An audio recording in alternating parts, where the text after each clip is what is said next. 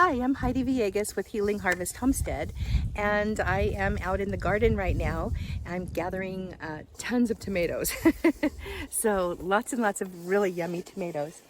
We grow the heirloom variety so that we can save the seeds, but I thought I would just hop on here really fast and talk with you about food security for a moment. There's a lot of information out there in the world right now about food shortages and supply chain issues and things like this. And so far, we really haven't seen any here where we're at in Idaho. Occasionally, we'll have a kind of a depleted shelf. But I think what concerns me is the drought and what we've seen happen here with the wheat fields. We're in an area of Idaho where we're on the Camas or near the Camas and the Palouse prairies, and the wheat farmers have had pretty much practically decimated crops so far this year. Even our hay, getting hay has been next to impossible. And whenever you have crop failures or crop declines, what ends up happening is it affects other parts of the food chain. For example, the fact that hay is nowhere to be found right now. We got lucky because we have a friend who grows it and we barter for ours. But a lot of our friends who are small cattle farmers, they have had to go and sell their steers at very, very low prices because they're looking towards the winter time and knowing that they're not going to be able to feed their cattle. And what that's going to do eventually is cause, some kind of a price difference, probably end of next year or the year after, to be honest, because right now, all these cattle are going to the slaughterhouses. We're not going to have a shortage of meat, most likely. And I'm making predictions here, of course. And, Mr. V and I, we pay really close attention to our food storeroom. And we're not insane about it. And I wouldn't even call us preppers, so-called preppers at all. But we use common sense. And common sense is really what you need when you're thinking about your food security. So no matter whether you're living in a rural area like we are, or whether you're living in the suburbs in a city, or whether you are in an apartment building, have some way to be sure that you have a safe food plan for yourself. All right, so I'm going to go ahead and go through a few talking points about how we think about our food security and any potential food shortages and things like that. The first one is we do believe that you should be prepared, at least somewhat. Have a storeroom, have some supplies at least for a good month for your family. And I have written some articles on my website about that you can go take a look at. I'll link to them in the description below. One of them actually has a really nice list to start out with what you need to have for a family. So just some things to think about. Number two is you want to learn to cook from scratch. It just floors me these days how few people know how to take some flour, take some water, take some salt, and bake a loaf of bread. Or how to, gather the items you need, vegetables from the garden, some spices, some oil, healthy oils, and lean meat, and make up a delicious feast at home. But cooking from scratch is one way to take care of your food security. It's going to give you a much broader, many more choices in terms of your food. If you are a person who relies on processed foods, which are heavily based on commodity crops like soy and corn and wheat, I suggest that you broaden your cooking repertoire and start thinking about cooking from scratch so that you've got more choices if should anything happen. On top of that, you'll be healthier. So there's and you'll save money. There's all kinds of reasons to learn to cook from scratch, not just being ready in the case of an emergency, but just seriously, better health, saving money. What's not to like about cooking from scratch? And oftentimes it doesn't even take that much longer either. Okay, next up is learn to garden. You know, I've been gardening since I was a little girl with my dad, and I can tell you this, there's no year that's just like another year. They're all different, and every single year I learn something new. You know, we have terminology like master gardener and things like that, but I'm not really convinced anybody's ever really a master, because there's always something new to learn, and you just keep getting better and better with time. But you want to start a garden, and even if it fails for a year or two, please don't give up. Keep trying, because eventually you're going to have some beautiful tomato plants like we have here, or peppers and eggplant and all kinds of wonderful things that you can eat. Green beans and squash and strawberries, and I could just go on and on and on, obviously. But my point is that please don't give up. When we started gardening, my husband and I ourselves, I actually started in the suburbs of Las Vegas. We lived in an HOA and we weren't allowed to grow vegetables in our yard. So I grew them in pots.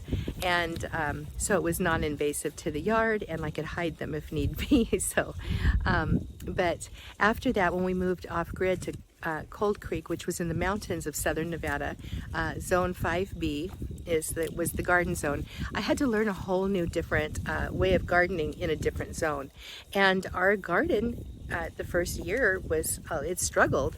And then after that, we got a handle on it and it exploded. And when we moved here to Idaho, once again, we were dealing with a lot of unknowns that we weren't familiar with. The amount of weeds, for one thing, was one of them. Another thing was we're dealing with clay soil. We had never gardened in clay soil before. The soil in southern Nevada is quite sandy, so we had to relearn how to garden again. And it literally took us about 3 years to get a good garden going on here. And I will admit to being discouraged and dejected and thinking, gosh, maybe we shouldn't even do this again. But we didn't give up. And so please don't give up. Start your garden and learn, and you learn from your experiences. Talk to the people in your area who garden. I guarantee you will find people who know how to work with the area that you're in to have a really wonderful garden, and they are just wonderful resources. Another thing I want to mention, and this is related to gardening in terms of food security, but consider growing some high-calorie types of crops. You can grow your own wheat, your millet, barley, things like that. Potatoes are really good. Corn is another one. But by growing higher calorie foods and then preserving them for later, you're actually you're preserving calories is what you're doing, and that's really helpful if anything were to happen, you know, and there's a food shortage or something like that. The next one is to buy heirloom seeds, and I just mentioned that I'll show you a couple of my tomatoes here that we buy our heirloom seeds usually from Baker Creek, but sometimes other places. And we get these beautiful, this is an orange tomato. We get these beautiful, this is a Roma. Look how huge it is. We get these beautiful tomatoes of all different varieties. Here's another cute little one. And I've got several other colors. We even have purple tomatoes. But if you buy heirloom seeds, you can save the seeds. So in case there's ever a seed shortage, or if you know, the dreaded large ag companies ever really shut down on the heirloom seed companies, like they might someday, well, you've got seeds. So definitely buy your heirloom seeds, and then you can barter with them too. And we have a few friends around here that, you know, we all grow slightly different things, and then we love to share our seeds at the end of the year. So that's really, really nice. The next one is consider your protein. Protein is something you really do need to think about in terms of where you're going to get it. Is it clean? And things like that. Now, this is not related to any kind of a food shortage or anything like that, but Mr. V and I do not buy meat from the store, ever. And so if it ever went away, it would not matter to us. And that's because we choose not to eat that meat because we believe it's unhealthy for you because of how it's raised. And that is a big deal. You are what your food eats, okay? And So this is a personal philosophy and choice for us, but we generally buy our meat from small farmers that we know very, very well, and we know how they grow their meat, or we hunt for our meat. Mr. V hunts. Actually, I don't. I'm not one of those ladies who gets out there in the, I wear camo, but I don't shoot. So I have tried that, and I'm just not quite there, but he is, and so he kills it, I prepare it. Kind of like the olden days. But honestly, consider a protein source. And if you're a vegetarian or a vegan, same thing. Consider where your protein is going to come from, and then make some adjustments in how you're thinking about your food storage and things like that. Another thing I want to mention here is food preservation. So we preserve as much food as we can, starting from when our food starts getting ripe in the middle of summer to the first freeze, actually even after the first freeze for some of our crops. And we are just constantly preserving during the busy time of the year. So, late summer, mid to late summer, all the way into mid-fall, late fall even. And then we try to get a winter garden going too. But some food preservation methods that you might consider are fermentation. That's honestly my favorite. All you need is salt and water, and you can ferment your foods. Lacto-fermentation helps your food last a really long time, especially if you have a means of cold storage. If you don't have cold storage, it still will last quite a while. Dehydrating. We dehydrate a ton of food, and then we preserve it after that in whatever way. We vacuum seal it, or we store it in oil. So just depending on what the vegetable is. Another thing that we do is we freeze our foods. Some crops we will just freeze. And like this summer has been very hard because my stepfather passed away early in July, and we've had to travel a lot the last couple of months to help my mom. And therefore, our efforts here in the garden have been really kind of curtailed to an extent. So we're freezing a lot of our vegetables to preserve later. And honestly, I'm kind of happy about that, because when you are running a canner, which is another method of preserving your food, in your kitchen in the hot summer, well, it's just hot. And that's why a lot of people will can outside if they can.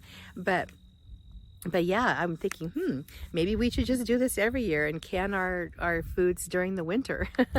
And that will help warm up the house too.